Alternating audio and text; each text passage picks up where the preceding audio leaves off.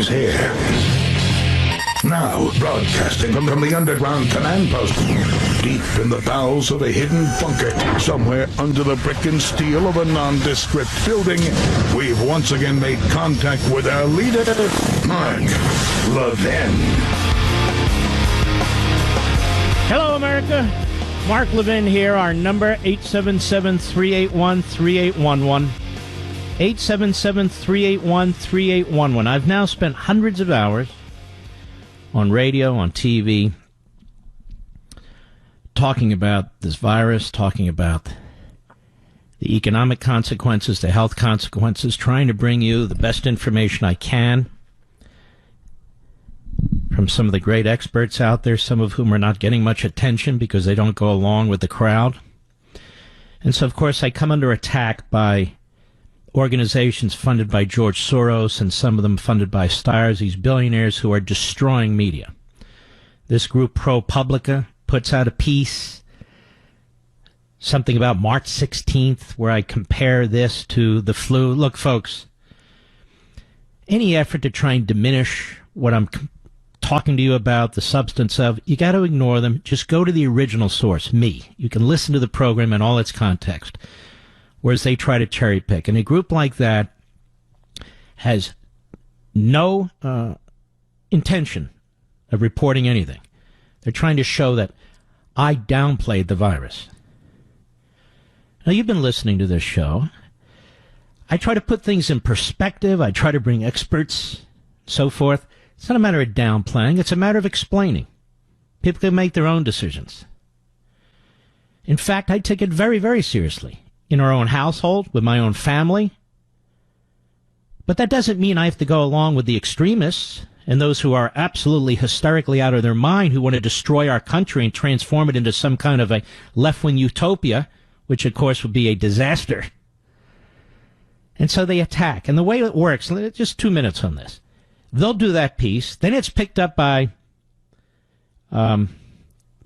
one of these left-wing groups, then another left-wing group, and then when Wikipedia does a profile of yours truly, then they cite to it. That's how it works.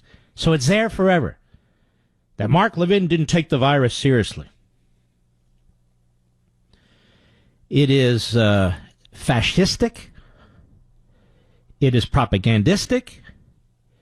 It is pure demagoguery.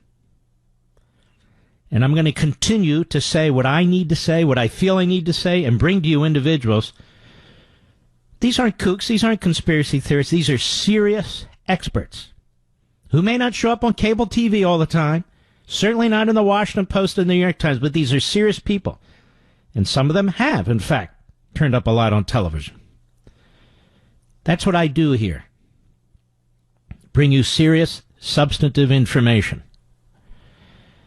ProPublica, funded by George Soros and Tom Steyer, among others. Media Matters. This other thing, TMZ or whatever the hell it's called. Another left-wing, all left-wing front groups. But I'm going to plow ahead anyway. And I'm going to tell you something about this so-called stimulus bill. It stinks to high heaven. It is a massive rip-off of the American people. There are aspects of it that are important. There are aspects of it that are important, maybe up to $1 trillion worth. But there are things in this bill that are unacceptable to me. And giving people who are employed money because you want them to spend money. This is funny money. Where's this money coming from? They have to print it. Is not acceptable to me. Giving the Kennedy Center money is not acceptable to me. $400 million to the states to advance a left-wing voter agenda is not acceptable to me. You look at this bill. States get money. Localities get money. Indian reservations get money. All kinds of money. It's not all needs-based.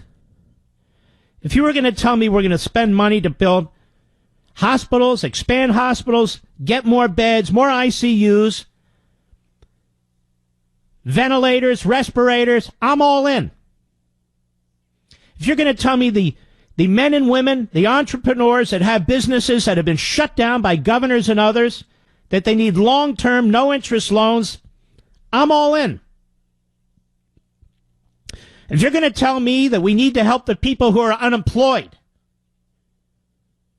I am all in. That doesn't take $2 trillion. Or as Larry Kudlow says, $6 trillion. $6 trillion?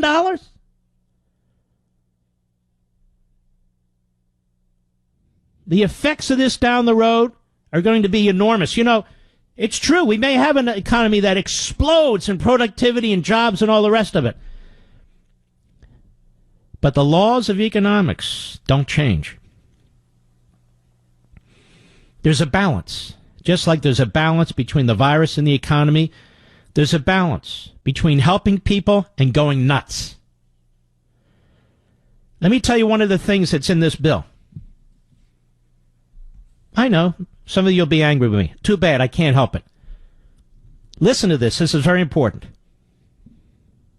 And they're out there bragging about it. In this bill, if you're laid off, if you're furloughed for 4 months even, up to 4 months, you get 100% of your salary up to $1,100 a week. Sound good? It's a disaster. If I'm running a business and the quickest way that I can remove people from my payroll is to put them on a temporary furlough for 4 months and have the federal government pay their salaries 100% up to $1,100 a week. 100%.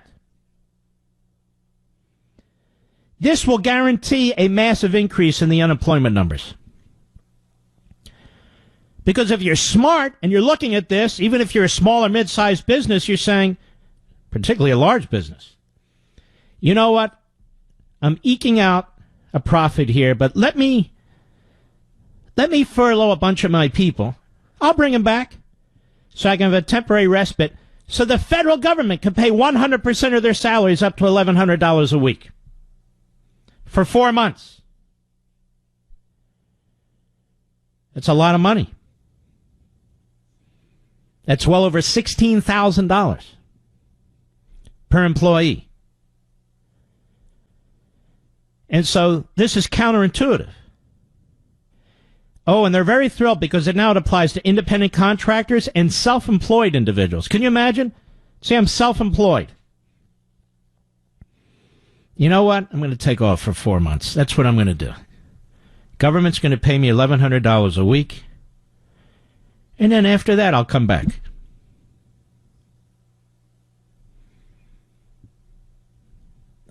Now, that's not what's supposed to happen, is it? Is that what's supposed to happen?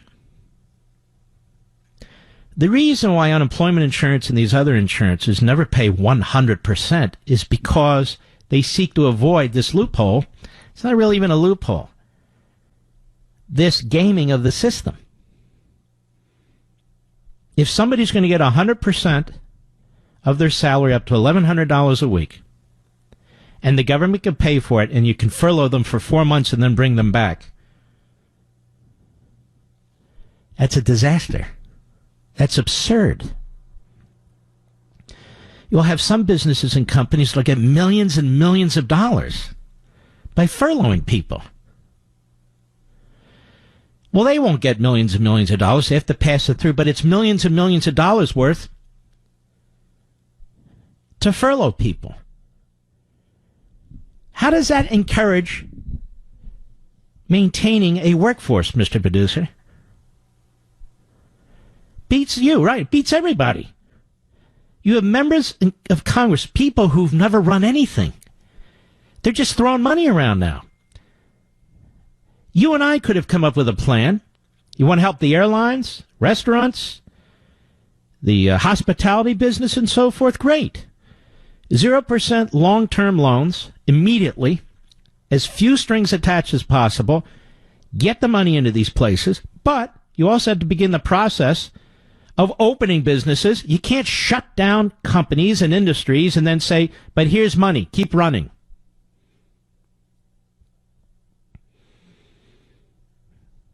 A payroll tax freeze would have been the best way to go. The president proposed it. It's not even in here. Everything else is in here, but that's not in here. And then you have Senator Richard Blumenthal, Connecticut. You know what he said today? This is the third stimulus bill. Third one. We may need a fourth and a fifth. May need a fourth and a fifth? Kudlow just said this is $6 trillion. $2 trillion plus $4 trillion that the Fed can pump into the system. $6 trillion. And an economy that's, excuse me, 17.5, 18.5 trillion dollars, depending on the year. Gross domestic product. $6 trillion in addition to a $4.5 trillion federal budget. That's $10.5 trillion in an economy that produces, let's say, $18 trillion in wealth. You can't jumpstart the economy with that?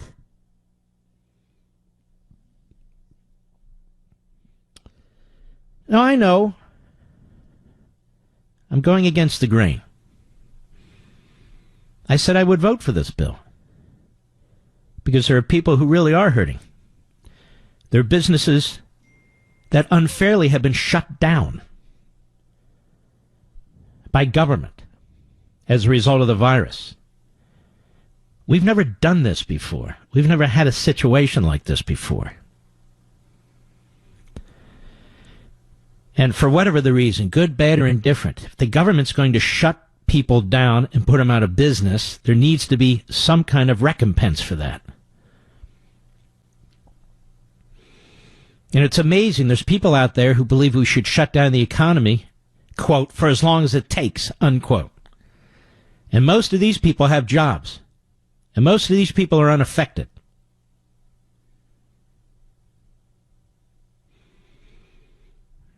I'm just, well, let me put it to you this way. Apparently we're all socialists now.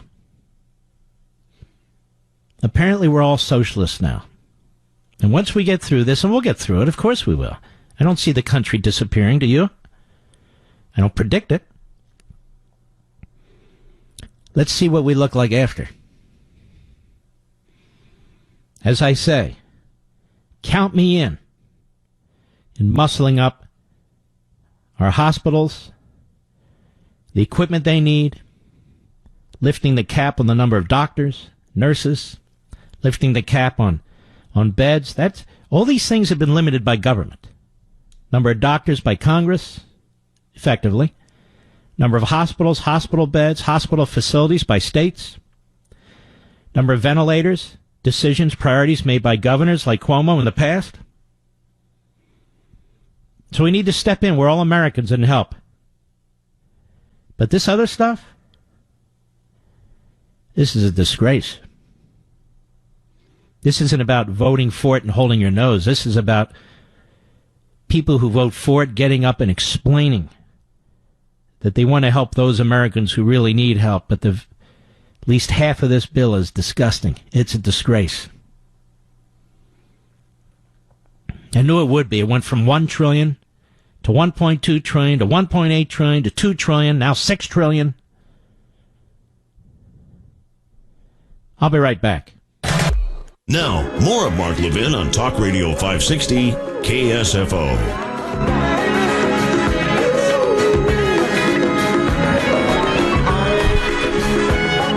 Now, what's going to happen as a result of that first segment is the left will write things to make it look like I'm attacking the president.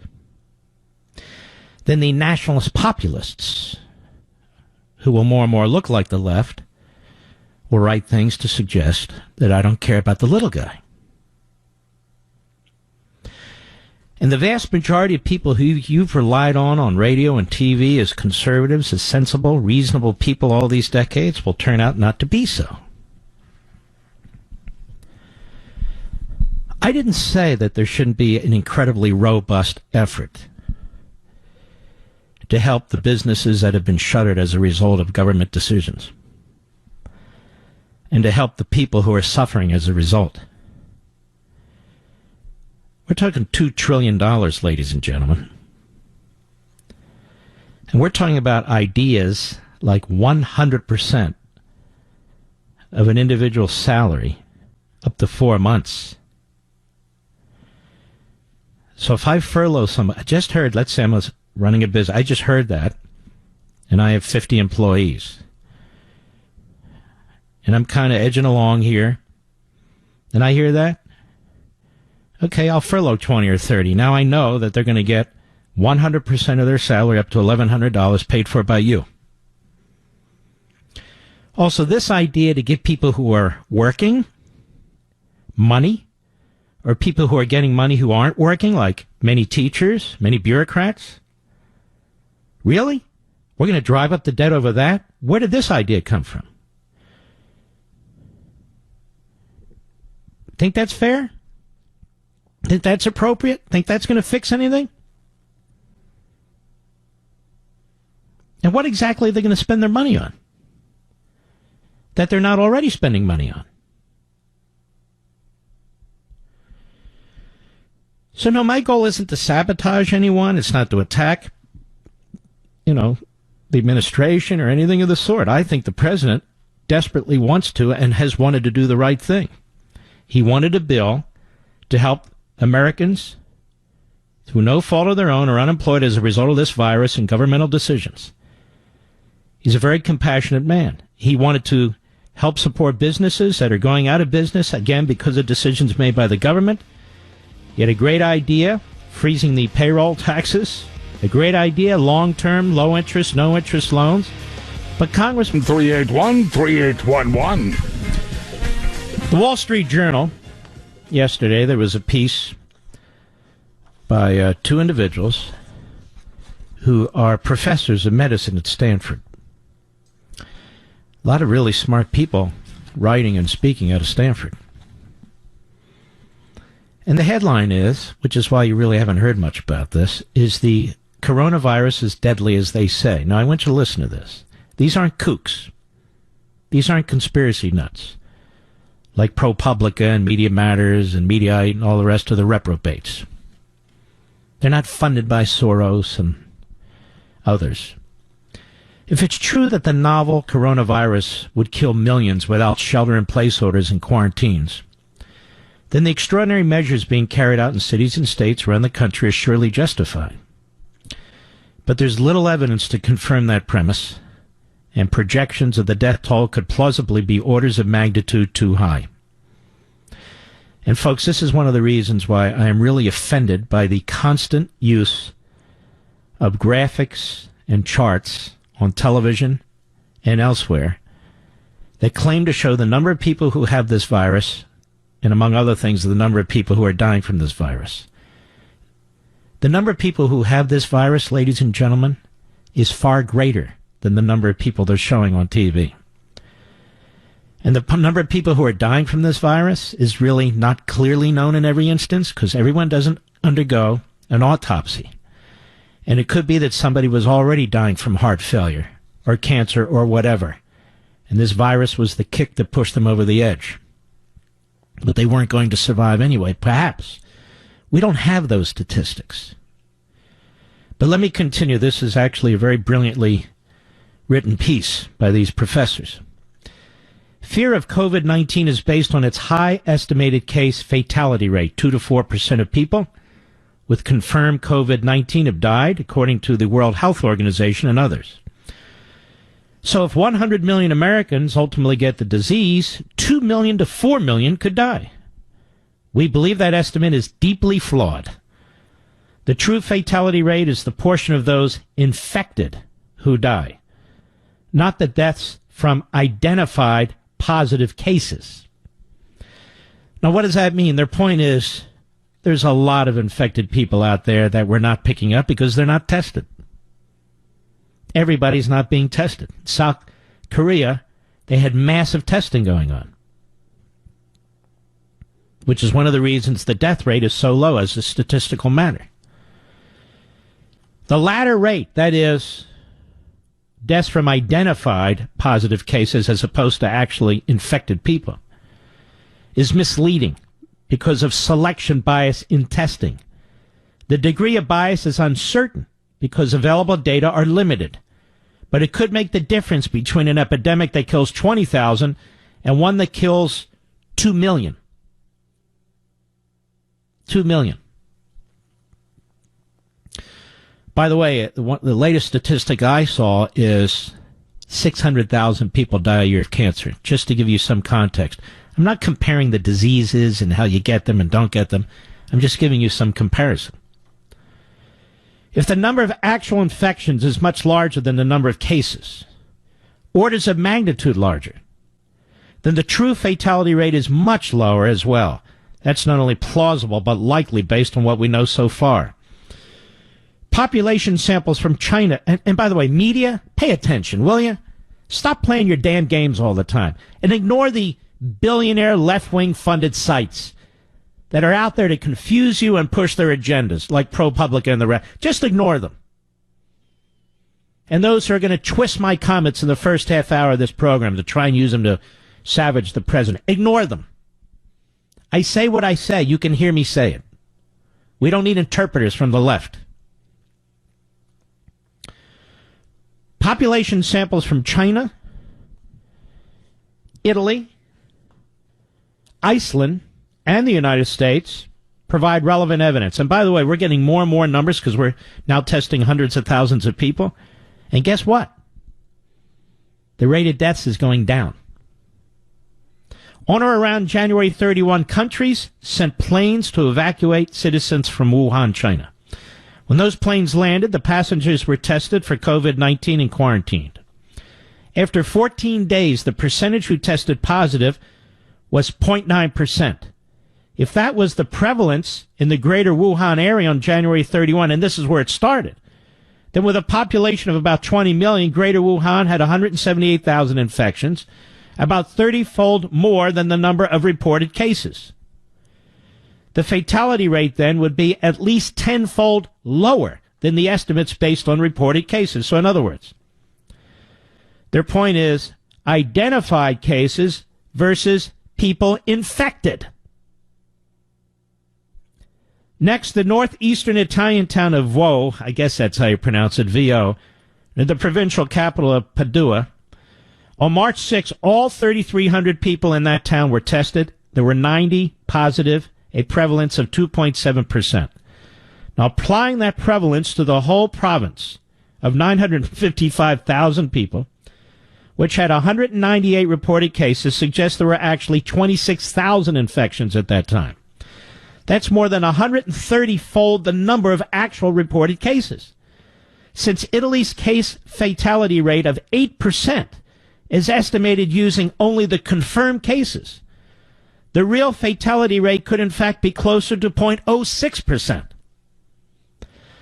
Please, newsrooms around the country, directors, producers, executives, pay attention because the numbers you're throwing on the TV, with the graphics, are extraordinarily misleading.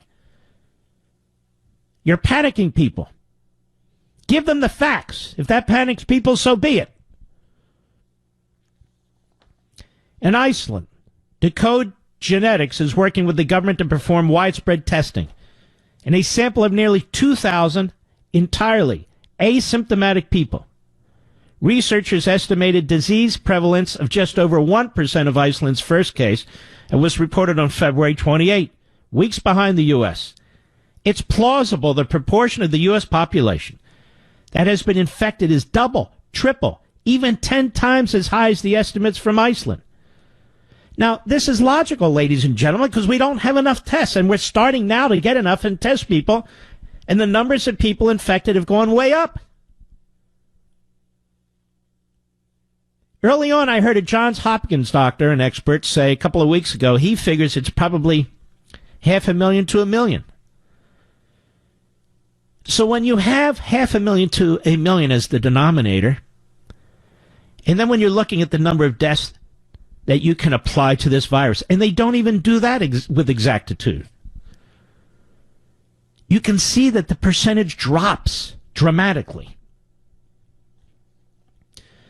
Now, the best, they write, albeit, well, that's not that great. It's a good point, but I'm going to move on because we don't have all night. How can we reconcile these estimates with these models? First, the test used to identify cases doesn't catch people who were infected and recovered. Second, testing rates were woefully low for a long time and typically reserved for the severely ill. Together, these facts imply that the confirmed cases are likely orders of magnitude less than the true number of infections. Modelers haven't adequately adapted their estimates to account for those factors. Now, this does not make COVID-19 a non-issue. This is where the left media and others have difficulty with comprehension. I'm not saying, they're not saying that this isn't a problem. It's a problem. It is a serious virus. Influenza is a serious illness. Nobody's downplaying anything. But we're still trying to analyze what's taking place. The daily reports from Italy and across the U.S. show real struggles and overwhelmed health systems. But a 20,000 or 40,000 death epidemic, terrible as it is far less severe than one that kills 2 million. And given the enormous consequences of decisions around COVID-19's response, getting clear data to guide decisions now is critical. We don't know the true infection rate in the U.S. Antibody testing of representative samples to measure disease prevalence, including those who've recovered, is crucial. Nearly every day, a new lab gets approval for antibody testing, so population testing using this technology is now feasible. And if we're right, they write, about the limited scale of the epidemic, that is, limited scale in the sense of mortality, then measures focused on older populations in hospitals are sensible. Again, they're saying apply the resources where we know they need to be applied. The elderly, people with weak immune systems and other illnesses that are susceptible to dire consequences. Parts of the country like New York City, parts of Washington State, parts of California need to have focused, laser-focused resources. Not just for them, which is important enough, but to control it. Hospital resources will need to be reallocated to care for critically ill patients. Triage will need to improve, and policymakers will need to focus on reducing risks for older adults and people with underlying medical conditions. A universal quarantine may not be worth the cost it imposes on the economy, community, and individual mental and physical health. We should undertake immediate steps to evaluate the empirical basis of the current lockdowns. And so you have governors like Newsom and this guy in Illinois. They shut down the whole state. All of California is not L.A. and San Francisco. All of Illinois is not Chicago. So you have human differences and you have geographic differences. This is very, very important. And that piece that I read to you the other day, which shockingly was in the New York Times 5 days ago, by David Katz, doctor, specialist in preventive medicine and public health, president of True Health Initiative, founding director of Yale University's Yale Griffin Prevention Research Center. It's not getting enough attention. But I have a feeling the president must have read this, because the president has been saying this too. Is our fight against the coronavirus worse than the disease? And what the president says is he doesn't want the cure to be worse than the disease. And he's right. He's 100% correct. 100% correct. This is the gentleman who wrote, why the hell are we sending college and university students back to their families when they have parents and grandparents? We're going to spread the disease, that is the virus, rather than contain it. He says, why are we stretching our resources from sea to shining sea? That's not how we conduct military operations or, quite frankly, any other activity. They're focused. They're surgical approaches. Then you don't have as many shortages of medical equipment and beds and so forth and so on. And perhaps you can move doctors and nurses into these areas to help more. I'm just pointing it out. The president has done a fantastic job. And now we have more and more data, and you can already tell by the way he's been talking the last several days. He's looking at the data. He's hearing what's going on, and he's saying, okay, let's focus on those areas and let the other areas open up for business so we can have a thriving economy that funds all this stuff. He's right. Let's see if they quote me on that. But we can't continue to do this. As Dr. Katz points out, the social, economic, public health consequences of a near total meltdown of normal life, schools, businesses, gatherings, will be long-lasting and calamitous, possibly graver than the direct toll of the virus itself. This is what the president's talking about. And the media's in there trying to get his health experts and the president, on opposite sides. Well, the health experts are health experts. It's up to the president to make these decisions. And there are other health experts like this who say, okay, now it's time to pivot. One of those words. And now it's time, now that we have data, now that we have massive testing going on, it's time to respond to the data. And the data tells us what we can do. And the data sometimes is good, sometimes it's not so good. But in terms of vulnerable groups and vulnerable areas of the country, it's good. In terms of giving out information about the death rate with this virus, it is terrible. I'll be right back. Mark Levin. The new Drudge Report. I don't really know who owns it anymore. Maybe it's still Matt. We don't talk anymore. But my God, if you read that, you better call the suicide hotline and you better call them immediately. And they're not alone. Look at Mediaite, this constant attacking on the president. Oh, this ProPublica and its endless left-wing agenda. And then how it feeds through the billionaire-created chain of left-wing sites and phony news organizations and so forth into the mainstream media and the Democrat Party press. This is why people hate the media. But here's a link right here. BuzzFeed slashes employee pay amid crisis. Now, here's what BuzzFeed should do under this so-called stimulus bill if it passes. Has every indication showing that it will, or it'll be worse by the time Pelosi's done with it. Don't slash their salaries, just fire them. Better yet, furlough them for 4 months. And you and I will pay 100% of their salaries up to $1,100 a week. So if I'm the head of BuzzFeed, now I'm looking at this and saying, hey, look, this is like welfare. I don't have to pay them anything. Forget about slashing their salaries. You call the employees in, you say, I'm going to furlough you. You'll get 100% up to $1,100 a month. Excuse me, a week. I'm going to furlough you. Now, I assume they're also eligible, I haven't heard otherwise, for the $1,200 per adult and $500 per child. So technically, they can get that too, I guess. Bureaucrats who earn under $75,000 a year, they're going to get money. Teachers who earn under $75,000 a year, who are all still getting paid, they're going to get money. I'm not against teachers. I'm not against all bureaucrats. But this is outrageous. And you know what? I think if the president could actually write the bill without Pelosi and without Schumer and the rest of them, it'd be a much better bill. Get down to business, target it, just like we want to target our health resources. But he's not. He's the president. He's not in Congress. You know, if you and your family are finding yourself at home with extra time on your hands these days, excuse me, And an excellent way to fill it, take a free online course from Hillsdale College. Hillsdale offers dozens of online courses on topics including the Constitution, economics, history, and literature, right in your own home, on demand and absolutely free of charge. Now's the time.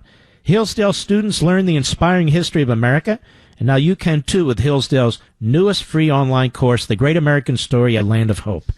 Learning and teaching our children about America's past is essential for preserving liberty in the future. All of you at home now with kids, now's your chance. Register immediately. Take this free online course. Now, dozens of others are also available there, too. Right now, free of charge. Go to levinforhillsdale.com, Levin for Hillsdale.com. It is the perfect learning resource. levinforhillsdale.com. We'll be back in a few minutes. He's here. He's here. Now, broadcasting from the underground command post, deep in the bowels of a hidden bunker, somewhere under the brick and steel of a nondescript building, we've once again made contact with our leader, Mark Levin.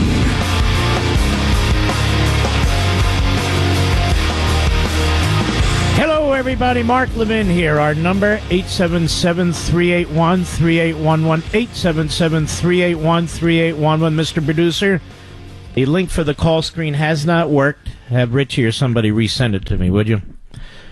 All right. Andrew Cuomo. You know, I watch this guy when I can, his daily press conferences. And when he's done and questions are being asked, he's really getting giddy. He's very excited. Because people are talking about him being president of the United States, somehow hijacking the Democrat convention. If you've seen Biden lately, what a disgrace of that Democrat Party to nominate this guy. I mean, he's almost there. Now you have Bernie Sanders threatening to stop the stimulus bill. Not because it's reckless, because it doesn't go far enough. And he thinks this will breathe life into his campaign. His campaign's over. You know, I'm not into the prediction business, but he's got no way out. So for Andrew Cuomo, the money that New York's getting is a drop in the bucket. Even though the president and his staff seem to be playing an enormous amount of time on New York and New York City for obvious reasons. It's the epicenter now. Trying to get ventilators there, building facilities, sending a U.S. Navy medical ship there, getting beds there, and on and on and on. Things the governor and the state government should have been doing. They had a heads up that they couldn't handle a pandemic. Andrew Cuomo did nothing about it. Nothing. Zero. The Democrats that run that state did nothing about it. Zero. The mayor did nothing about it. Zero. Bloomberg, too. But here he is today, pontificating. Cut one, go.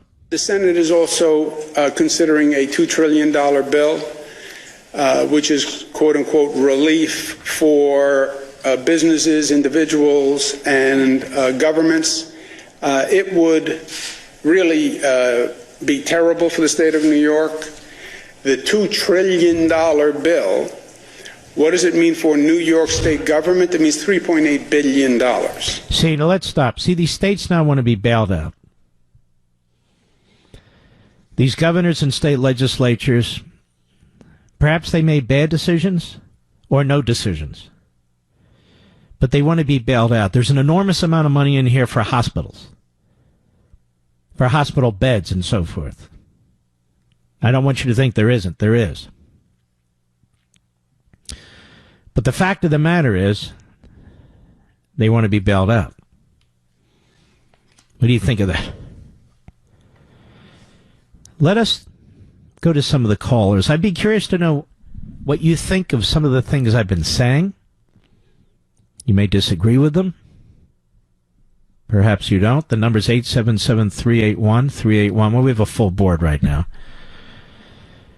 So let's start right from the top. The people who've been waiting the longest as we go down the list. Marie, Howell, New Jersey, the great WABC. Go. Hi, Mark. This Hi. is Lori Boxer calling. Hi.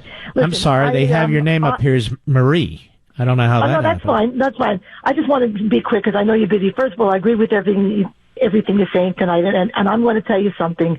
I am 64. My husband is 67. We're blue-collar folk. We have our own small businesses. I'm not hurting yet, but my husband is. He's in the meat business, and he services restaurants. So you can imagine with all the restaurants, really hurt. Exactly. But here's my point. Even though we could use the money, I'm telling you, the president should not sign the damn bill. He should go on television tonight, in my opinion. And the reason why we all love him is because he talks like us. He sounds like us. He needs to get on television. He needs to have a big list of all that crap, one item at a time. JFK Center, $35 million, and NPR, this amount of money, and the money for the labor unions, and one item at a time. And look the American people in the face and said, I want this to go to you. And not one dime. I'm willing to go without it. I swear to God I am. I'm willing to use my credit cards if they get so desperate, rather than have all of that money. What the hell? Why should any money go to NPR, Planned Parenthood, emission standards, ballot harvesting? Well, it's some of that's out, but I believe some of it's still in. And you're quite right about that. And let me ask you a question. Why would we pay 100% of the salary that somebody is furloughed up to $1,100 a week for 4 months? Why would we incentivize the furloughing of people? I agree with you 100%. I can understand why the hardcore left-wing Democrats want this. They want people owing the government. They want people relying on the government. This is a power play with them. But why would any Republican support this? This does not help the country. This does not help the unemployed. This doesn't help the unemployment numbers. This doesn't jumpstart the economy. It drives up the unemployment number. Exactly. And when I see and everybody was giving credit to, McConnell, how angry McConnell was on the Senate floor the other day, and I'm looking at myself and I'm saying to myself, am I seeing the same thing these folks are seeing? The man doesn't have a pulse. And let me ask you this. How did we go from 1.2 to 1.8? First, we went from 1 trillion to 1.2 to 1.8 to 2 trillion, and now Kudlow's out there saying it's really 6 trillion. Have you ever heard of anything like this? No, and every single dime should go to any money that's allocated should go to the... How hard would it have been to figure out how to get money to people who are truly hurting? Well, you know what you said a few minutes ago? You said that the best bill would have been written by the president himself, but that he would have written a targeted bill, but presidents don't write bills. You know something? I agree with you. And he should do it right on national television. He should have it, because knowing the president... Here's his problem. He strongly believes we need more liquidity in the system. And so what's happened is the rhino Republicans and the radical left-wing Democrats have taken advantage of this situation, this virus, the governor shuttering businesses, to ram through massive spending. They're outbidding one another. As I say, it went from 1 trillion to 1.2 to 1.8 to 2 trillion almost overnight, with all kinds. The Kennedy Center. This, I know it's not a lot, relatively speaking. $25 million now, something like, to the Kennedy Center? But no, but $35 million, you know how many... I don't know, they reduced it from the House number to 25, so you're supposed to be happy now. I'm so beside and I know, look, I've got a lot of friends, a lot of colleagues in the area. We're all, hardworking, and all of us feel the same way that he should go on TV, because he needs to explain this to everybody. I agree with you, and I think the intensity of the anger over this and what Congress has done won't set in today or tomorrow, but over time it will, because here's the truth. 90% of the people are working. 85% of the people, 80% of the people are working. The businesses that are being shut down as a result of decisions being made mostly at the state level. And they're not going to get as much money as they think. So what you're going to see here is that at some point people are going to realize what's going on here, and they're going to be pretty pissed off. Marie, I want to thank you for your excellent call. Thanks very much. Tom, Indianapolis, Indiana, the home state of our great Vice President Mike Pence. XM Satellite, go. Thank you, Mark. I appreciate everything you do. I was on my way home from work when you first came on, and I told your call screener, I'm livid. And thank God he hasn't signed it yet. I thought he had signed it. And I'm like, please, do not do this. Because what I look at is, what incentive are you giving a person to go out and better themselves, not live off the government, and get the government the hell out of my life by paying them for 4 months to sit home? What incentive are you giving people to go to work? And I'm sitting here saying to myself, please, don't sign this bill.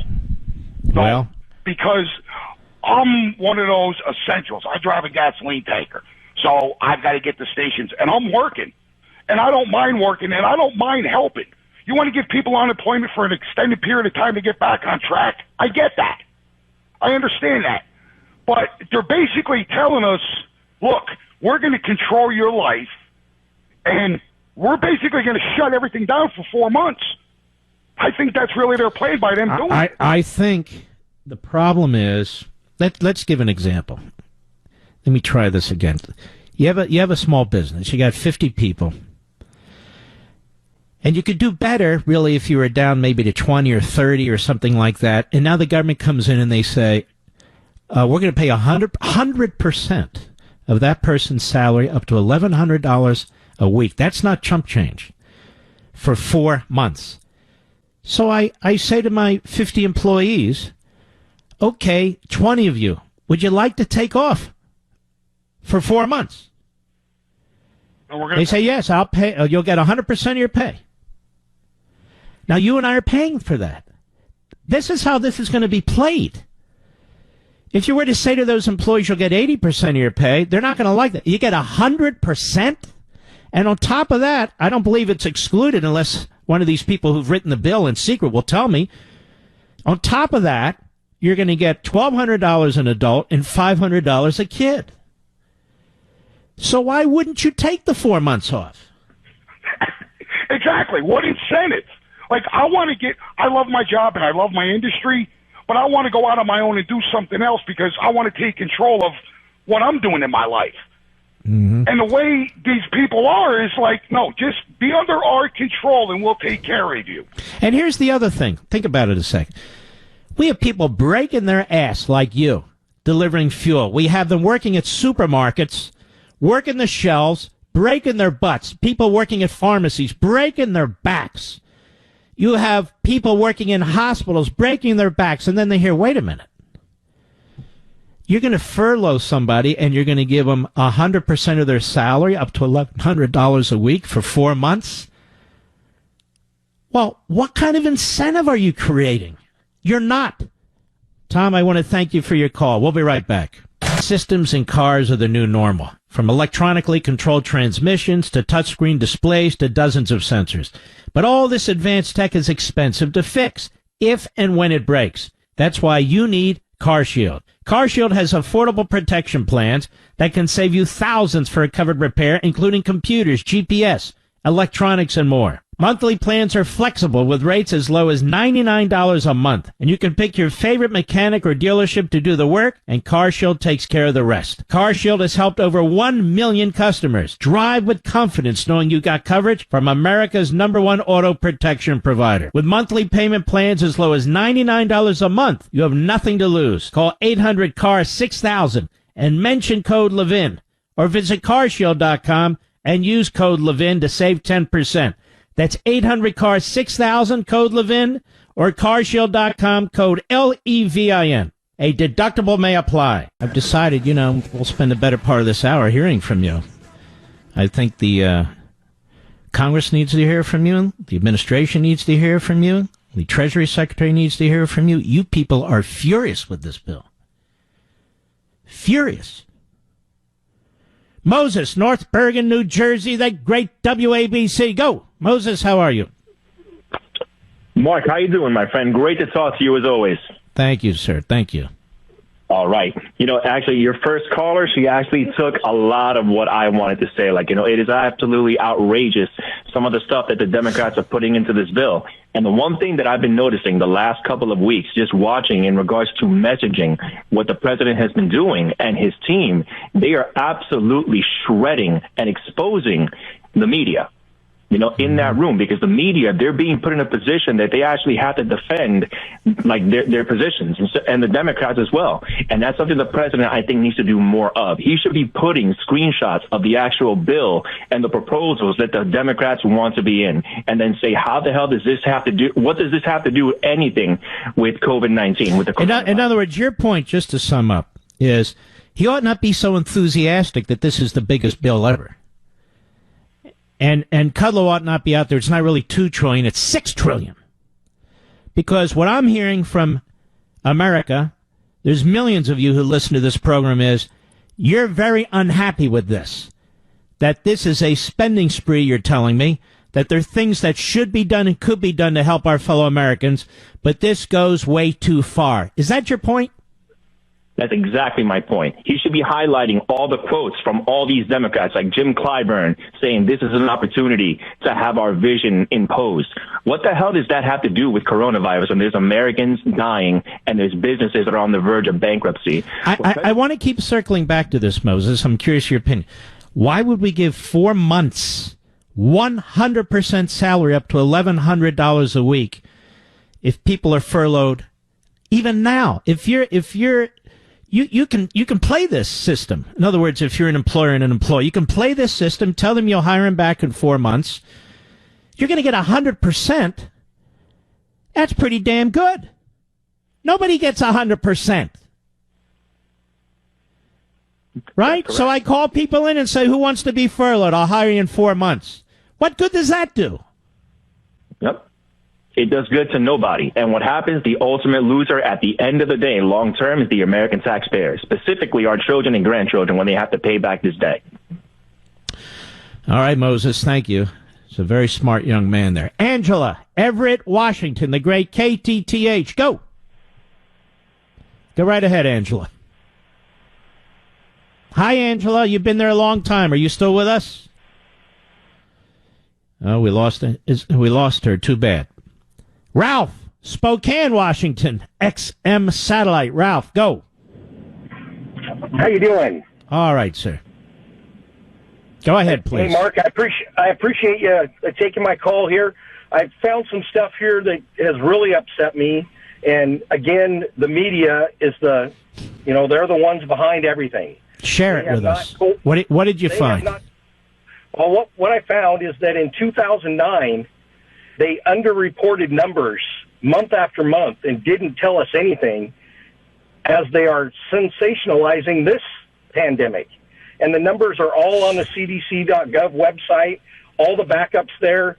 There's press briefings where, if you look at the estimate from October 17th, 2009, where they finally laid out how many people were dying, they came up with a number of 540 children, 0 to... Well, here's the thing, to make a bigger point here. You've got people attacking the President of the United States, saying he needs to listen to his experts. He's been listening to his experts. I specifically asked Dr. Fauci if the President listens to him, listens to the science. It was unequivocal, yes. He said this is very, very impressive what's going on here. That said, it's the CDC that didn't have enough of the proper tests when this thing broke out. I haven't been condemning them. Nobody really saw this coming. Just like the governors attacking the president, they didn't really see this coming, but they knew that if there was some kind of pandemic, not just this virus, any pandemic, or a nuclear war, or an attack on our electrical grid or something, these states aren't prepared. They don't make it a priority like abortion on demand. So I'm just making the point, the CDC, if the president only listens to the CDC, the president will fail. So he listens to the CDC, NIH, the others at HHS. He listens to other experts, other people. He's taking information. He's making decisions. He's done one hell of a job, by the way. And now the same damn Democrats and rhinos, what do? A massive spending bill. Massive. Well beyond what's needed to take care of people who are unemployed. Well beyond what's needed to give loans to businesses, small, medium, and large, that need them. They're into everything. Subsidizing states, subsidizing reservations, subsidizing cities, subsidizing the Kennedy Center. I mean, it goes on and on and on. Yep, I can't agree with you more, Mark. And the biggest thing that is upsetting me, the same experts that he's talking to now and he's listening to, and he's bringing in all this information and making common sense decisions from it, those are the same guys that were talking to Obama. But guess what? Obama wasn't telling us what they were telling him. No, that's exactly right. Numbers prove it. All right, thank you for your call, my friend. You know what? When the president meets with these people, you probably have to vote for this bill if you're a Republican in the Congress. Because there are many people out there who need help. But this bill is a disgrace. It's a disgrace. It's half as big as it needs to be. That is, more articulately, let me say, you don't need more than $1 trillion. The states are in on it. The localities are in on it. Kennedy Center's in on it. Well, if you're going to give money to the Kennedy Center, why wouldn't you give money to every museum in the country? Now, if you're going to give money to museums, why don't you give money to every sports arena in the country? And I can go on and on and on. On and on and on. And if you're going to give people 100% of their salaries over a 4-month period up to $1,100 a week, you're going to see more people being furloughed, and you're going to be seeing the people furloughing telling them, I'll see you in 4 months, because you're getting paid anyway. By us. That's counterintuitive. The only person involved in this who's ever run a business is the President of the United States, not most of the members of Congress, not the Treasury Secretary, not the people advising the President, not all of them, many of them have not. This part here, absolutely nonsensical. And my friendly advice to the president is, because I support him, I do not wish to sabotage him. Don't celebrate this. It's the biggest bill ever. That's not good. I support the Kennedy Center getting money. What are you talking? What? You know what kind of donations that place gets? What's happening is there are 80 or 90% of us out here who are still working, still paying taxes, still making the country work. We understand there are fellow citizens who've been punished by this virus through no fault of their own, and we want to help them. But we don't want to go broke too, and we don't want to see the country go broke too.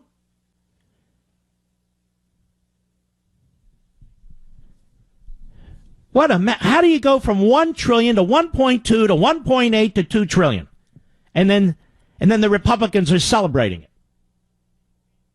You know damn well if Obama did this, we wouldn't be celebrating a damn thing. Again, I don't blame the president. He didn't write the bill. He's not a member of Congress. But his Treasury Secretary sure as hell could have done a better job, this Mnuchin. And I sure as hell wouldn't be celebrating this. That's just Mark's opinion. I'm not here to sabotage it. On the other hand, I'm not doing any fan dances either. It's filled with class warfare. It's filled with anti-American business conduct in this bill. Why we hate our own businesses, I'll never know. It's filled with redistribution of wealth. An enormous amount of money related to voting, for God's sakes. To help the Democrats. Then you have Democrats like Blumenthal saying, well, this is our third stimulus, but there might be a fourth and a fifth. You're dealing with insane people. Insane. You know, there's a lot of wonderful things going on in the private sector, too. I don't tell you what I do. But I'll tell you, I'm leaving enormous tips to people. Enormous tips. I don't need the government to tell me to redistribute wealth. If I want to redistribute my wealth, I'll do it. But this is crazy.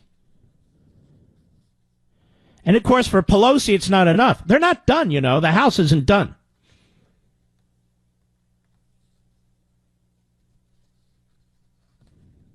And to see my old friend Larry Kudlow out there excited about $6 trillion, he says. $2 trillion in fiscal dollars and $450 to $500 billion that provides a statutory basis for the Federal Reserve to loan out another $4 trillion. I go, Larry, what are you doing? And the president is absolutely right. This liquidity means nothing if you keep shuttering businesses. So you look around the country, you listen to your medical experts, but they're not economists. They're not in charge. They weren't elected. The president's elected. As I said, he's the smartest guy in the room. He's smarter than all of his advisors, medical and otherwise. And you make a decision. There's no reason to shut down North Dakota. There's no reason to shut down South Dakota. There's no reason to shut down Wyoming and Kansas and Idaho and Iowa. Excuse me. They're not all New York City and Seattle and San Francisco and L.A. Concentrate your resources in those areas, medical and otherwise. And the governors in these areas, shut the hell up for once and stop complaining about the federal government that's bending over backwards to fill gaps that you should have filled in the first place, Cuomo.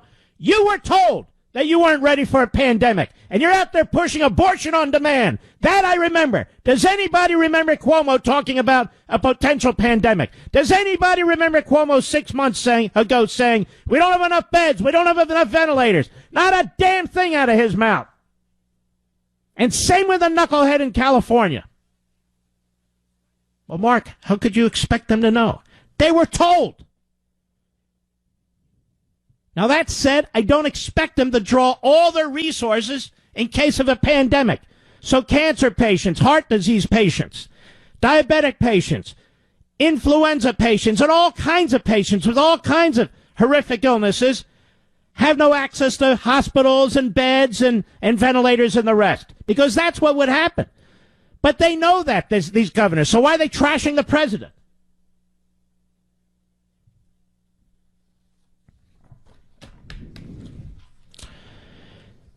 You know, in a perfect world, no one would ever find themselves in unimaginable credit card debt, but the reality is it happens. By the way, now you know why the liberal media hates my guts. They hate me, and they can stick it. They're all members of Fatties United, or FU, as far as I'm concerned. In a perfect world, no one would ever find themselves in unmanageable credit card debt, but the reality is it happens. Job layoffs, medical emergencies, car troubles, life happens. And it can be easy to get deeper into debt if you carry a high balance month over month. So why not make today the day you do something about it? Get a free mortgage review from my friends at American Financing and learn about refinancing that debt into your mortgage. And you'll get much lower interest rate. You'll also only have one manageable monthly payment to focus on. It could mean up to $1,000 in monthly savings, maybe more. This is an opportunity. What the Fed has done presents you with an opportunity to save money. That doesn't cost the government a penny. It doesn't cost you a penny. It saves you money. And best of all, you don't have to start your loan term over, and that's going to save you a hell of a lot of money on interest. So do yourself a favor.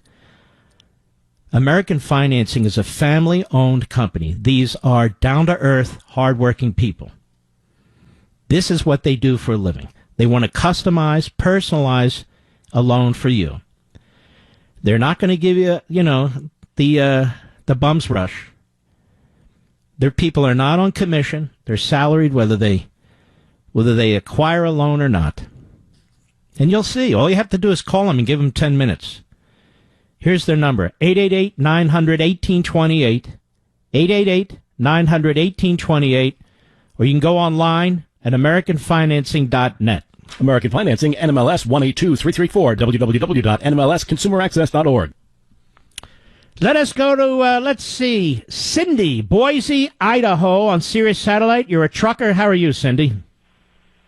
Oh, well, I'm doing pretty good, just trundling down the road. But say I just have a comment, Mark, to say, and it's out to President Trump. I realize that the Democrats are holding the country hostage, but, man, you promised us that this country would not be a socialist country. Well, if you pass this, it's pretty doggone close, is it not? You're smarter than they are. Watch your back, your front, and your sides. All right. That's and by my the way, comment. thank you for what you're doing too, Cindy. Truckers are the great heroes right now. Thank you. Among many. Among many. The people who run the supermarkets and work in the supermarkets, the pharmacists and the people who work in these pharmacies. FedEx, UPS, the Postal Service employees, all heroes. The young people, many of them young, some of them not, who working at these fast food restaurants where you do the drive-thru. You know, if the liberals had their way, they were going to shut down all these places, remember? Can't have these places. The food is not healthy. How about we get to eat? The farmers and the ranchers, the cops and the firefighters, the emergency personnel, these people are still working. The doctors and the nurses and everybody who works at these facilities. All of you who are still working, making this country work so these clowns in Washington, D.C. and Capitol Hill can keep going on and on and on, spending money like drunken Marxists. Here's something I've noticed, Mr. Producer. How many staffers on Capitol Hill have been let go? Anybody aware? I'm not aware of any. Isn't it amazing the federal government gets bigger and bigger and bigger, and the salaries of congressional staffers and congressmen are unaffected while the rest of the country's affected? Isn't that amazing to you? They want to make sure that the corporations, the president and the vice president, then they don't make any money off this stuff. Meanwhile, I don't see any layoffs on Capitol Hill. Do you? I don't see any pullbacks on their pensions or their salaries on Capitol Hill. Do you? Nothing in their bills for that. Nothing. Unbelievable. Let's continue. Anthony, Queens, New York, the great WABC, one of our heroes and a police officer. How are you, sir? Hey, Marcus Aurelius. It's actually about court officer and criminal court, but I was just telling your producer, who's a mensch always. I'm livid because, you know, some of us are working on skeleton crews, and that's all right. We're going to get paid. But there are people that are actually starving and dying out there. I hear horror stories from New York Presbyterian, Long Island Jewish, Columbia Presbyterian, some of the best hospitals in the world. And these people want to give money to the post office. They want to give money to Planned Parenthood, NPR. I'm surprised they haven't put in a $500 million in for CNN and MSNBC. Yeah. Well, they came close. One of these newspaper companies, they wanted you and me to subsidize the unemployment and pensions for them.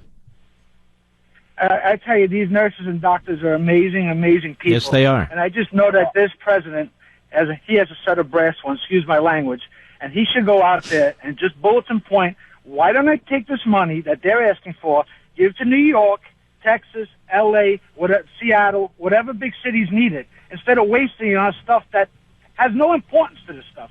Yeah. All right. You're a hero, and I usually don't try to call you like 10, 20 times, but, you know, we tried to reach out to a couple of senators here, and nobody's in the office. Nobody's taking calls. I hope their voicemails will all fill up with people that are listening to you, and even Democrats that are pissed off. I know a lot of them that are pissed off, so I'm sorry, Mark, for venting, but you know what? Someone's got to say something. All right, my brother. Thank you. It's a good guy. Let's keep going. Connie, Philadelphia, Pennsylvania, the great WPHT, home of my man Richie Z. Go right ahead. Hi, this is Connie. Hi. Yes, Connie, how are you? Pretty good. How are you doing? The reason I'm calling for it's very short. Trump has the greatest audience right now when he's reporting this on TV. Why doesn't he announce, I just want a bill for this relief of this, and the Democrats want all this other things, let's put that on hold, and let's just get the money out to the people. Let the world see what's holding this up and what they're doing. Well, it looks like they're going to pass it. $2 trillion. It jumped from $1.2 trillion to $2 trillion in 1 week. I agree, but does everyone know that the Democrats want the Kennedy Center and they want the other things in order for them to sign it? Why can't he just say, I want this for the virus? Well, unfortunately today, I wasn't thrilled with the press conference today because unfortunately today, he said he supported that money for the Kennedy Center, which is really quite shocking. I absolutely don't. Let them go raise their own money like every other fine arts or museum or dance theater or whatever. Now's not the time to be funding the Kennedy Center so all the senators and congressmen and bureaucrats can go over to the Kennedy Center. Exactly. Now, what is it exactly that the Republicans are wanting that the Democrats are against? Say that again? What is it exactly that the Republicans want with this bill? Who the hell knows? All right, my friend, thank you for your call. We'll be right back. A respite on immigration right now. I'm thinking about this during the break. Legal and illegal. Neither party. Neither. Why wouldn't you, at least for now, and by the way, this was done in the 20s for a good period of time. Wouldn't you at least for now say, we're freezing that? We have Americans who are unemployed. We have Americans who are going to be furloughed. We don't need a foreign workforce coming into this country right now. Those who are here on visas are here on visas and so forth and so on. But why would you continue to allow that? This isn't anti-immigrant. This is called being rational. And by the way, also for healthcare reasons. I understand we've secured the northern border more, the southern border more. Isn't it funny the Democrats never talk about this? Isn't it funny the big labor unions never talk about this? All they talk about is controlling the boardrooms, controlling executive pay. How about controlling the border? How come the big labor bosses and the big Democrat bosses conspire against working Americans in this country, including union members? 4 months of pay. How about 4 months we freeze immigration? Just a thought. Doesn't cost anything either, by the way. You know, online shopping is supposed to be easy. Many of you are involved in that now in a way you never were before. So why is finding coupon codes that actually work so hard? With Honey, I've got the answer. With Honey, it doesn't have to be. Honey is free. It is free. It's the free online shopping tool that automatically finds the best promo codes and applies them to your cart. Just download Honey to your computer and shop on all your favorite websites like normal. Now, when you check out, just click the little Apply Coupons button that pops up. Apply Coupons. Wait a few seconds, and guess what? Honey will scan all the databases of all the working coupons on the web. And then your price drops. I'm giving you a way to save money right now. Doesn't cost the government a penny, and it saves you money. Honey works on nearly every online store, including Walmart, Target, Home Depot, Macy's, Etsy's, and a lot more. Honey has found over $2 billion in savings, and that's why it has over 100,000 five-star reviews on the Google Chrome store. Not using Honey, literally you're passing up free money. Plus, it's free. It's free to use and installs in just a few seconds. So, here's what I want you to do. Get Honey for free. Do this. Join honey.com/Levin. That's joinhoney.com/Levin. You got to put the word join in. Joinhoney.com/Levin. Write it down. Joinhoney.com/Levin. Now shop on the internet. Now get your savings. We're going to continue in our town hall meeting where you are speaking to me and you're not too happy about what's going on. I'll be right back. He's here. He's here. Now, broadcasting from the underground command post, deep in the bowels of a hidden bunker, somewhere under the brick and steel of a nondescript building, we've once again made contact with our leader, Mark Levin. Hello, America. Mark Levin here. Our number, 877-381-3811, 877-381-3811. Well, ladies and gentlemen, I'm going to continue with your calls. I had a lot prepared here. I still do. Got a pile of information, but I've just decided, and that's the great nature of live radio and talk radio, I'm going to reverse course here, or change course, because you want to talk. Our phone lines are extremely hot right now and busy. They're filled every second of the... Well, they're always filled, but they're filled.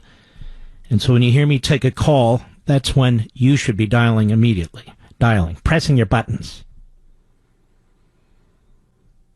Let's continue. Let's go to Lynn, Fayetteville, North Carolina. And this is all over the country now. XM Satellite, go. How are you, Lynn? Hi.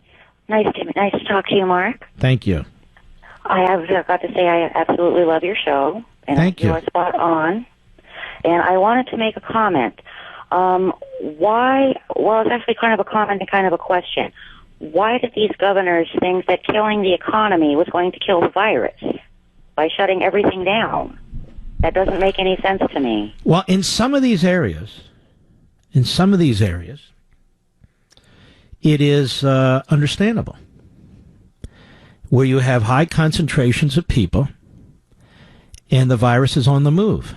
But that is not most of the United States. 60% of the new cases are in New York City. And so you've got a big country out there. And they're running short of resources for a lot of reasons that we've talked about. But you husband your resources and you send them like a military operation or any other operation where they're really needed.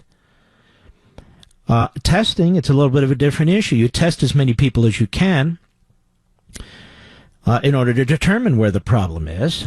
And also, that's where you're going to see really the mortality statistics. And you're going to find, I'm convinced, and I showed you the professors at Stanford, they're convinced that an enormous number of people have this virus, don't know it, or have relatively minor consequences from it. Whereas these other populations, elderly, people with underlying illnesses and so forth, it's a grave danger for many of them. Okay, so why are we collecting the data? And the answer is to do smart things with the data. And that's what the president, I believe, is trying to do. He's saying, okay, now we have more data. So now we need to be concentrated and focused. And I got to open up the rest of the country. We got to have an economy.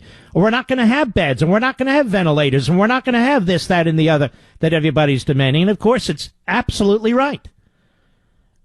We do one or the other. Either focus on the virus or restart the economy. I think you can do both. I agree. He agrees. Problem is you've got people, particularly in the disgusting media, that keep making you think that we have a choice between health and jobs. That's not true. No, that's not. It is in targeted areas, but generally it's not true. You can do both. And people need these jobs. You know, they need to get back to their lives. And, you know, you've got people in California who, from what I heard last, it's a misdemeanor to even leave your house. Yeah, crazy. I know. Oh, my gosh. It's insane. It's insane. President Trump, if I had the power to give President Trump the power for him to do just, you know, what he thinks is right, I think he would do the right thing, including with this bill they're proposing.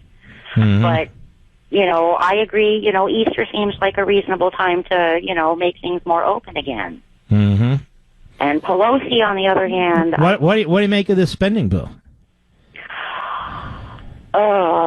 Let's just say if I could find a way to eliminate Pelosi from planet Earth, I would. Well, it's not just Pelosi now. This bill's coming out of the Republican Senate. Oh, dang. Yeah. All right. Yeah. Doesn't make it any better, does it? No, it doesn't. No, it doesn't. It really doesn't. Anyway, I love your show. I'll let you get on with it.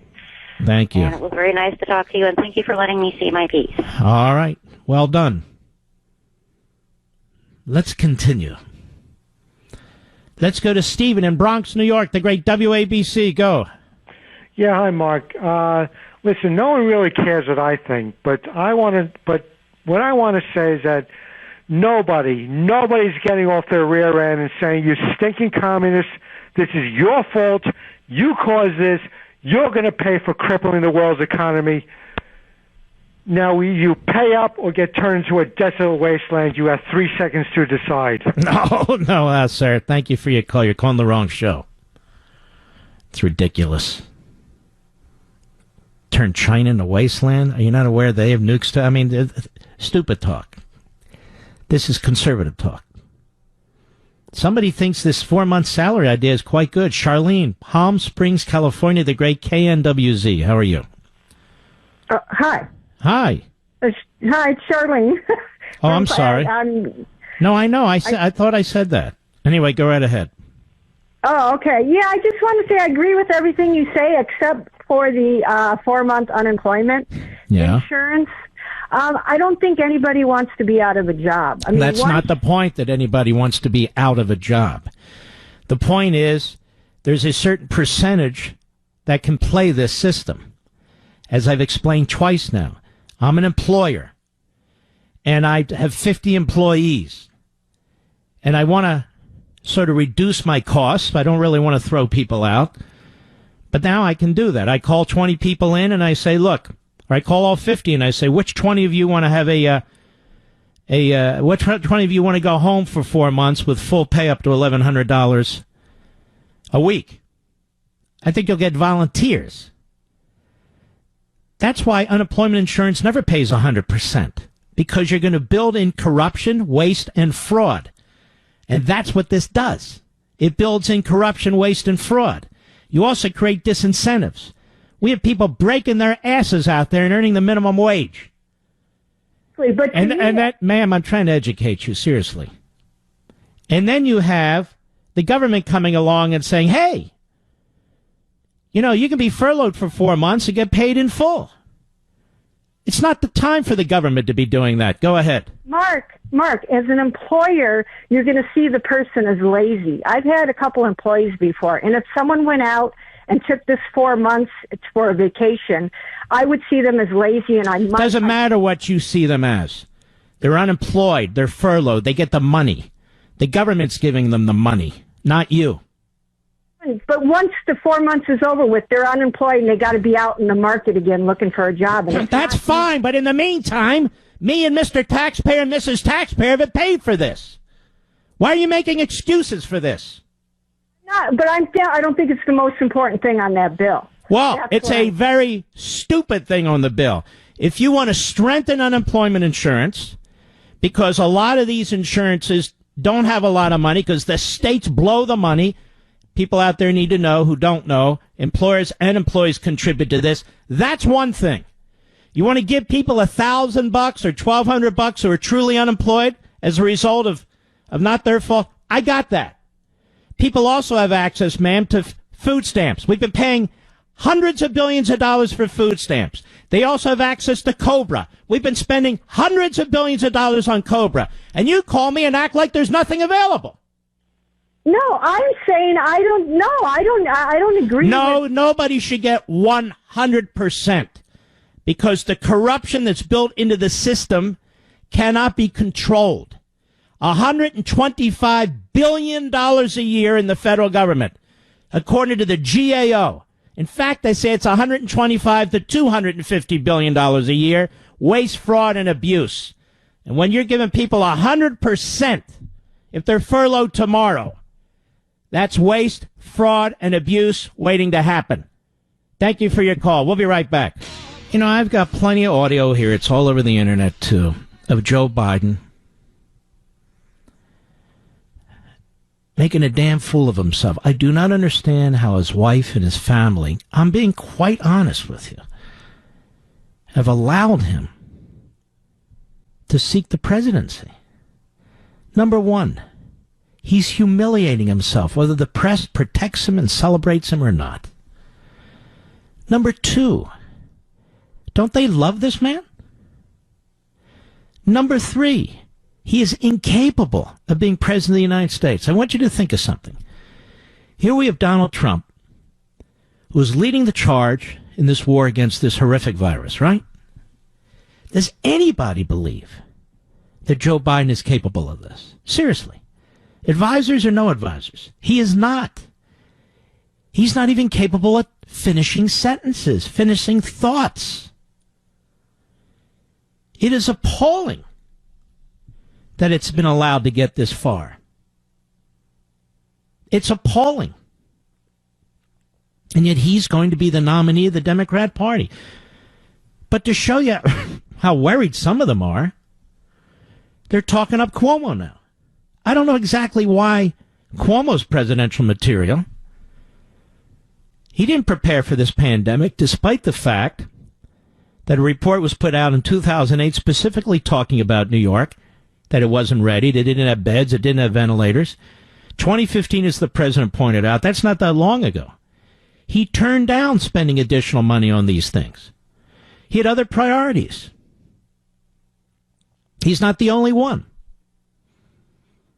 So why is he presidential material? Because he can hold a good press conference with charts and graphics and so forth? That poor city's going through hell right now, New York. And I love that city. I love the cops, the firefighters, the hardworking blue-collar workers in that city, the white-collar workers in that city. They're in my blood. I love going to that city. It's not my home city. My great Philadelphia is. And I live outside of Washington. That's not my point. I'm not comparing. It's a great, wonderful city. It needs our help. It needs the nation's help. But the governor didn't prepare for anything outside the usual. Not in any significant way. You know, they limited the number of hospital beds. They limited the number of ICU beds. They limited the number of ventilators. Now, they need beds, they need ICU beds, and they need ventilators. Your Congress has limited the number of doctors through Medicare funding, which limits the number of residents in the country. Well, if you don't have a residency successfully, you can't become a doctor. Okay, so the federal Congress limited doctors, effectively. Many of your states have limited hospitals, the expansion of hospitals, hospital beds, ventilators, and not just those. MRI machines, CT machines, and on and on and on. They regulate and smother the private sector. This is the consequence. And it's the private sector that's going to save us. Excuse me. Let's continue. Austin, Gainesville, Florida, the great WSKY. Go. The idea that the government can tell me, a real estate investor who has 16 rental properties, privately owned, none of them are HUD, none of them are Section 8, no federal dollars whatsoever, tell me I can't evict. Now, one of the hardest things for me to do as a landlord, as an owner, is to evict people. But guess what? Here's the kicker. Let me slow everybody down so they know. Most aren't. It takes months to remove somebody. You got to go through all kinds of proceedings and hoops, and so it's already an onerous task. Go ahead.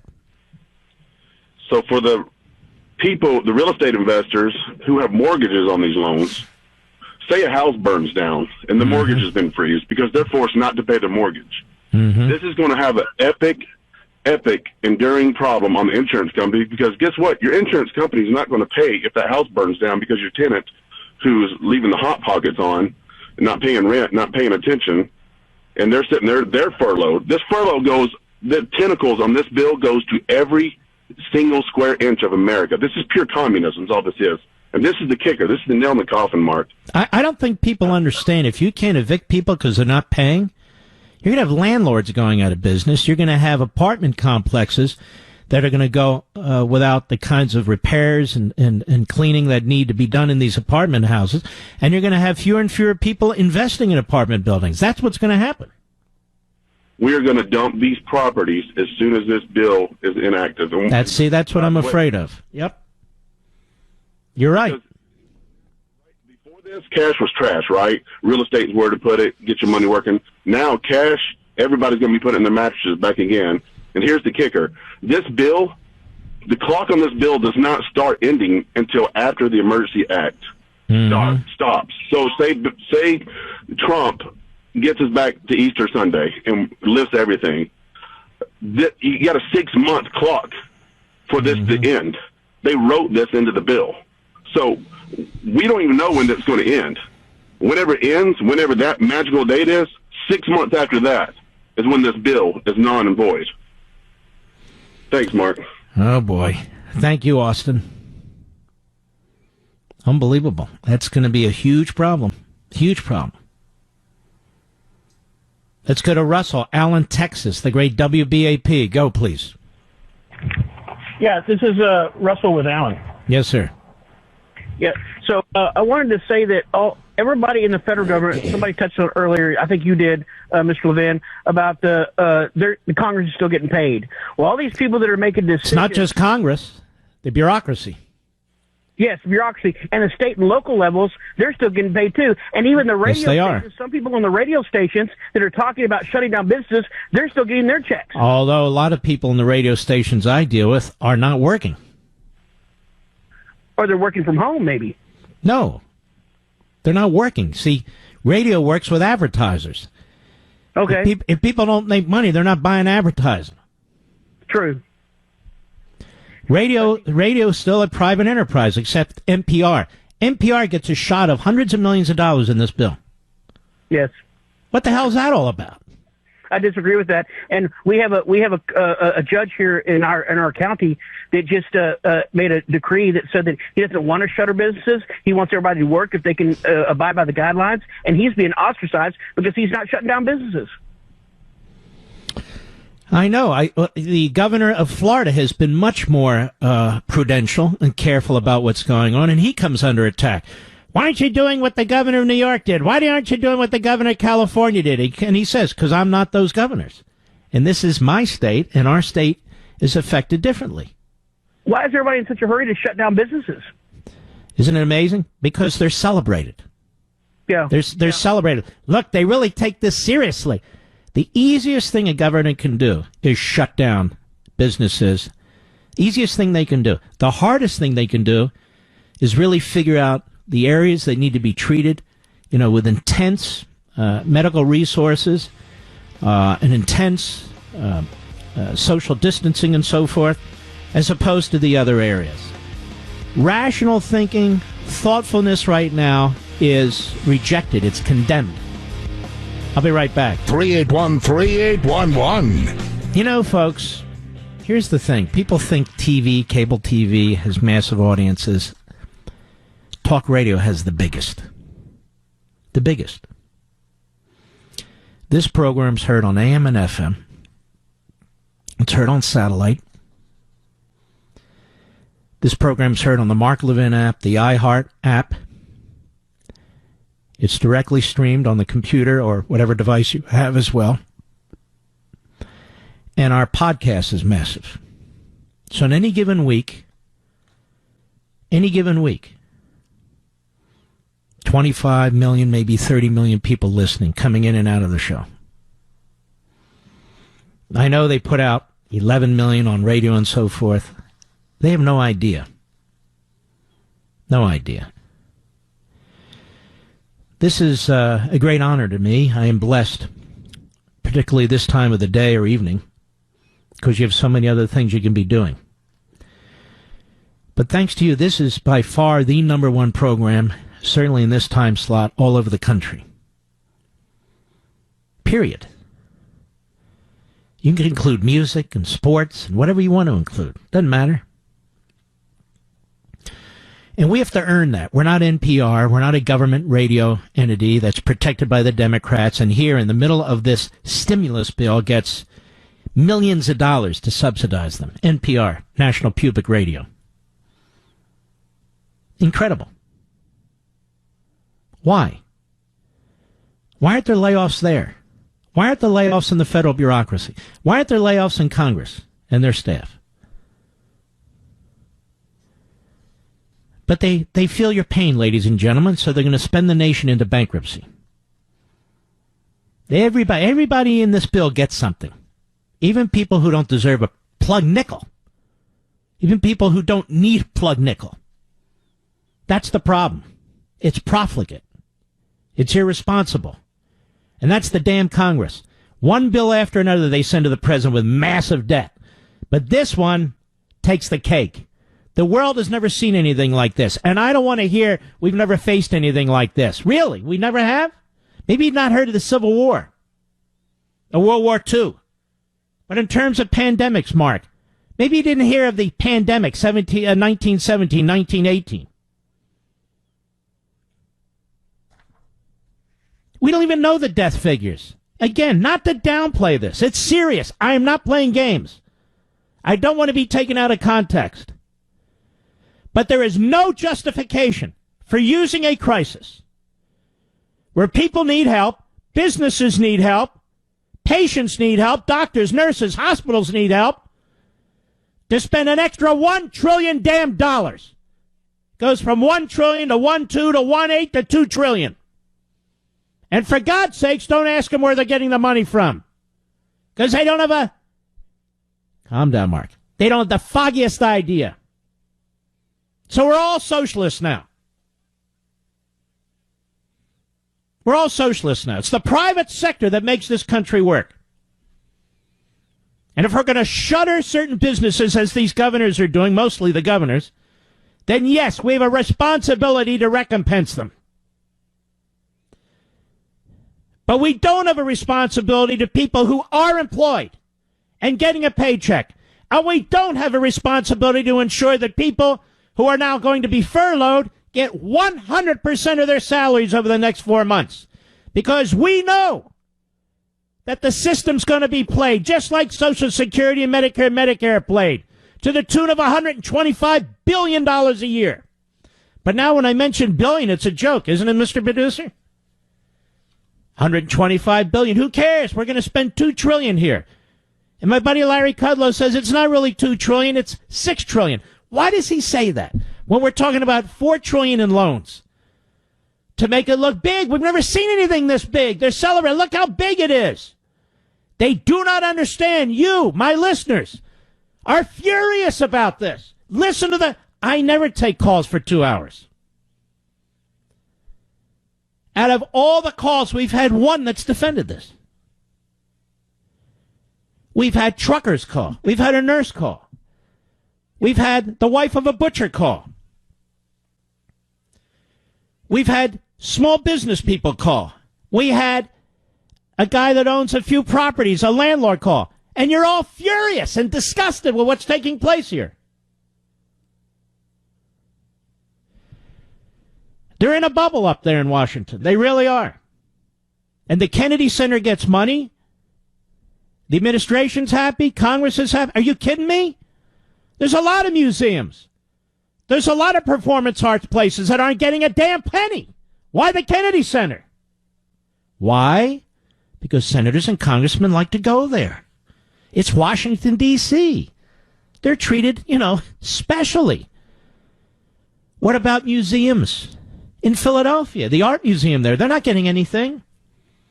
What about museums in other cities?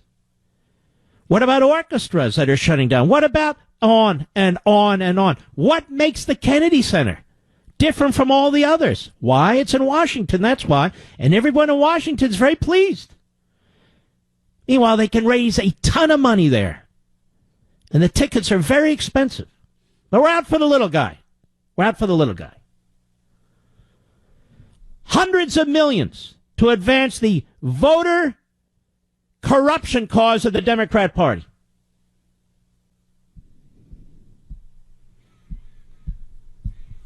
But don't worry, folks. It's only a one-time deal, you see. It's always a one-time deal. TARP was one time. Last several massive budgets, one time. This is one time. Everything's one time. We've never seen anything like this before, on and on and on. How about have a little faith in the American people, Congress? A little faith in the private sector, Congress. Help the people who need help. Give significant, zero-interest, long-term loans to the businesses that need help. But otherwise, you're screwing us. Those who are working, those who are in bid, you're screwing us. And you're not helping the restaurateur. You're not helping the people that work at restaurants. You're not. You're not helping the bars and the people who work at bars. You're not. This is an inexcusable spending spree. And unfortunately, the president has to sign it. Just don't celebrate the damn thing. Unfortunately, the president has to sign it because there's money in there for people who need it. And because the governments put them out of business. Mostly state governments. So we're going to spend $1 trillion pretty much where it needs to go, and we're going to waste $1 trillion. Give or take. To the closest $100 billion. These numbers, I've never even heard of numbers like this before. All of a sudden, there's no food stamp program, there's no unemployment program, there's no welfare program. All of a sudden, that safety net we've spent tens of trillions of dollars on for 3/4 of a century doesn't exist anymore. What happened to it? Where did it go? Now we're redistributing wealth. We got plenty of class warfare. You gotta hate our companies. Gotta hate the executives. Gotta hate the shareholders. You're the shareholders. You have an IRA? You have a 401k? That's you. These companies that we have, get the companies. They employ Americans, human beings, or they wouldn't be big companies. There's other things they could have done. Just off the top of my head, give a 10-year, and I talked about this, no corporate income tax break to companies that are the first to actually find therapies and or vaccines that can control or kill this virus. Whatever happened to something like that? What's wrong with that? I can come up with 100 creative ideas that barely cost anything. Well, Mark, you're denying the government money. Denying the government money is not an expenditure, despite the fact that the left and the media have convinced so many people that it is. It's not their money. But we're all socialists now. And I do not blame the president. This guy's breaking his back. And he's made brilliant decisions. And he wants to make more brilliant decisions, but he's under attack. I understand he has to sign this bill, and I understand most senators have to vote for this bill. But don't celebrate it. Expose it. And explain to the American people, whether you're a conservative senator or in the White House. This is a huge problem, this bill. It is not the bill I asked for. It's not the bill I wanted. I understand my Treasury Secretary was negotiating for this. But we had a gun to our heads. And I want to make it clear, this must never happen again. This kind of spending must never happen again. We're here to try and help the American people, help American enterprise. That's why we're doing this, not for all these other reasons that are in this bill. If we controlled the House and had a bigger margin in the Senate, there's no way this would happen. If I were writing the bill, it wouldn't look like this. But here I am. Under the Constitution, I either veto it or sign it. But it needs to be condemned. You know, it's shocking that your home can be stolen this easily. Deborah learned that brutal lesson when thieves found the title to her home online. Then they forged the document to appear she sold her home. But she hadn't. Then they borrowed thousands using her home's equity. Deborah didn't know she was a victim until foreclosure notices arrived and an eviction notice. She even spent a fortune trying to get her home back. The crime is home title fraud. The FBI calls it one of the fastest growing crimes. And my advice for avoiding a possible nightmare is to follow my lead and protect your home with Home Title Lock. And no, neither your homeowner's insurance nor bank protects you. It's for pennies a day. Home Title Lock does. First things first, find out if you're already a victim of Home Title Lock. Register your home and make sure you enter my name, Mark. You go to HomeTitleLock.com, HomeTitleLock.com. You know, I was very active in the Tea Party movement, but it almost reminds me of the early Tea Party rumblings, listening to you folks. All walks of life, all over the country. You're smart. You're working hard.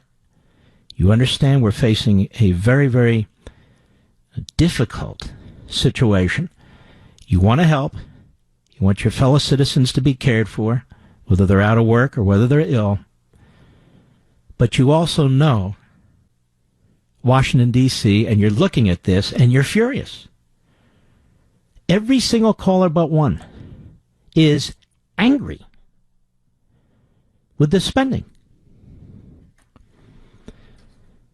You know, for all our sakes, we need to avoid crowds any way we can right now. But what if you need to go to the post office? This is another marvelous service, free enterprise.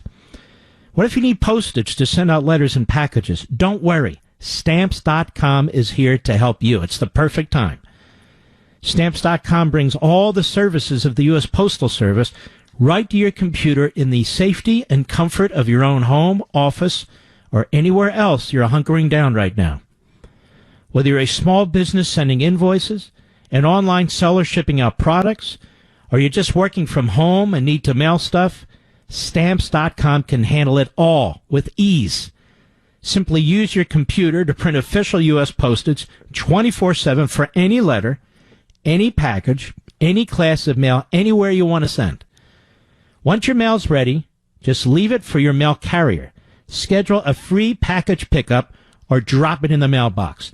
No human contact required. It's that simple. Right now, you, my listeners, you get a special offer that includes a 4-day trial plus free postage and a digital scale without any long-term commitment. You just do it from your home. Just go to Stamps.com, click on the microphone at the top of the homepage, and make sure you type in the word bunker. Then you get all the discounts and benefits. That's Stamps.com, enter bunker. Stamps.com, enter bunker. We're going to try and take a couple more calls, but I want to give you an example of what's going on here. Long Island, angry with Trump's choice. He must speak up. Salina, Kansas, trucker. This is redistribution of wealth. Athens, Alabama. We have to make concessions, but this is too much. Silver Spring, Maryland. Private sector sustains this country. Temecula, California. Voter registration issues in this bill are bad. And in California, stimulus is BS. Just help the waitresses and other people who serve you. So let's listen to some of this. Let us go to Tim in Salina or Salina, Kansas. Where are you, sir? Salina. Salina, Kansas. I'm sorry. Sirius Satellite. Go right ahead. You need to call this what it is, a redistribution of wealth bill. And Mark, here's the deal. The Republicans need to announce, they need to do something that's totally unprecedented. They need to announce the president and vice president for 2024. Levin, Gowdy. We need 8 years of Levin. We need 8 years of Gowdy. We need a Republican House and Senate. Now, what do you do for a living? I drive a truck. I'm hauling You're a trucker. Toilet paper to stupid people, okay? You know, I heard my buddy Chris Plant this morning when I was in the car. He said, I always knew these liberals were full of you-know-what, but my God, they use a lot of toilet paper. Listen, Mark, you can't stay behind that mic. That's right, I said it. All right, brother. Listen, we love you. Keep up the good work out there. We need the toilet paper because they keep stealing it off the shelves. Incredible. I don't know if I told you this, my memory, but I'm going to tell you it anyway. So my beautiful, brilliant wife, she goes to the store, she brings stuff back, and I said, we need ketchup, too. I like a lot of ketchup. She resists it, but, at some point you wear the other one down, and I guess I have. She said, there's no ketchup. I said, no ketchup and no toilet paper. What, are they eating toilet paper with ketchup? I mean, I'm not hoarding ketchup. I need my ketchup. I'm like the president. When I'm eating a steak, I want my ketchup. When I'm eating a hamburger, I want my ketchup. You wouldn't believe what I put ketchup on. Let's continue. Robert, Athens, Alabama, XM Satellite. How are you, sir? Yeah, Mark. Go right ahead, Doing my all right. friend. Doing all right. Yeah. If Trump's got to make a concession, let them have their little theater. But this other stuff about the airlines, the new regulations they want to put in, and all the voter stealing they want to do, and all that, that's the only thing. I mean, yeah. The Democrats apparently want to own these airlines. Oh, they yeah. want to control who's on the board. They want to control their fuel and their exhaustion and all that. These idiots. Can you imagine? I mean, they don't know how to run a damn thing. Listen, I want to thank you, Robert. I want to thank all of you who participated. You've been magnificent. All of you listening, magnificent. We'll get through it together, as they say, but we're going to keep an eye on this spending. And I want to salute all you heroes out there. All of you heroes. You know who you are. Thank you for doing what you're doing. And I'll be right here, and I'll see you tomorrow. God bless.